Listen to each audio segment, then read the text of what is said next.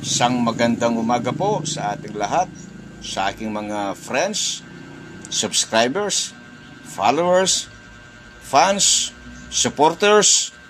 Kung sakali pong may tatawag sa inyo gamit ang aking Facebook account, gamit ang aking TikTok account, gamit ang aking YouTube account, ay huwag po kayong maniniwala, lalo na't kung sila po'y nanghihiram ng pera sa inyo. Hindi ko po gagawin yon. Hindi ko po ugaling manghiram ng pera online. Pe-personalin ko po kayo. At huwag po kayong mag-alala.